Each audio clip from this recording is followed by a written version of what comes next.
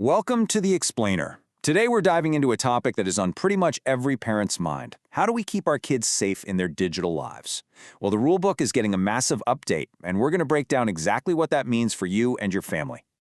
Let's just kick things off with a number that's pretty hard to ignore: 50%. A recent study found that half of all kids are showing signs of being addicted to their phones. I mean, that's a huge challenge, and it's happening in our homes right now.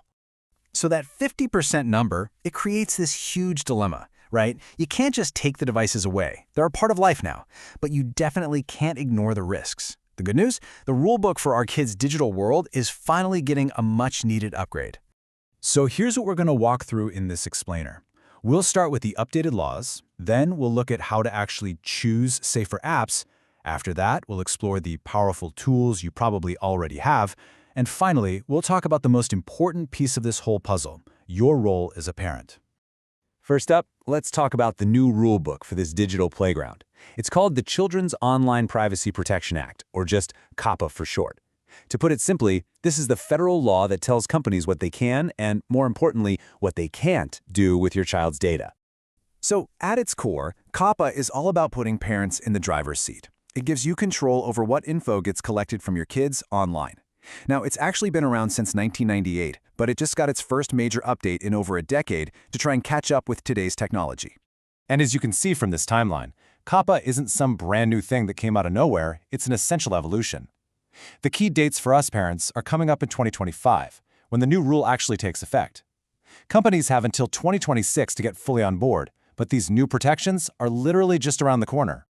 Okay, here's one of the biggest changes, and it's a really big deal. The very definition of personal information has gotten way broader. It used to be the obvious stuff: name, email, but now it includes biometric data. Think about it: face scans from those filter apps, or voice prints from a game. It even includes your child's precise location.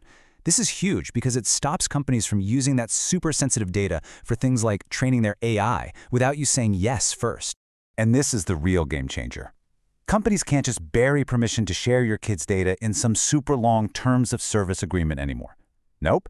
The new rule demands they get separate, clear consent from you before they can pass that data along to anyone else, like advertisers or these companies called data brokers that buy and sell personal info. It's a massive step forward for parents having real control. All right, so now that we know the new rules of the road, let's talk about the apps themselves. Because knowing the law is great, but choosing the right digital playground to begin with is just as important. This table just shows the difference so perfectly. On the left, you've got an app that was built from the ground up for kids. Notice how every single video is reviewed by an actual human, and the comments are just positive emojis to keep bullying out of the picture. And parent verification is required. Now compare that to the right side, and well, the difference is night and day, isn't it? So, when you're thinking about a new app, here are the things to look for. This is your checklist for a safer space. And here's a little pro tip. Keep an eye out for official COPPA certification seals, like the one from the ESRB. These programs check to make sure an app is actually following the rules, which gives you a nice extra layer of peace of mind. Now, besides just choosing better apps, it's so important to remember that you already have really powerful tools right at your fingertips. You can be the playground supervisor. Let's take a look.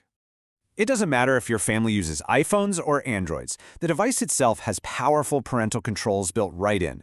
You should really take a minute to go explore them. You can set time limits, block certain apps, filter out websites, and even schedule downtime when the phone can basically only be used for calls. And then, on top of all that, a lot of the kid-focused apps, like Messenger Kids, for example, add another layer of control right inside the app itself. You can manage exactly who they talk to by approving every single friend, set a sleep mode for the app after a certain time, and even download a copy of their chats. So, we've covered the new laws, we've talked about safer apps and the powerful tools you have, and the main takeaway here is that not a single one of these things solves the problem by itself. Real safety, that comes from how they all work together. It really just comes down to this simple equation. The stronger privacy laws from COPPA, they build the foundation. The safer apps, they create a better playground on top of that. And your parental tools, you're the supervisor, making sure everything's okay. When you put them all together, you create a much, much safer digital world for our kids. And that leaves us with one final and honestly really crucial thought.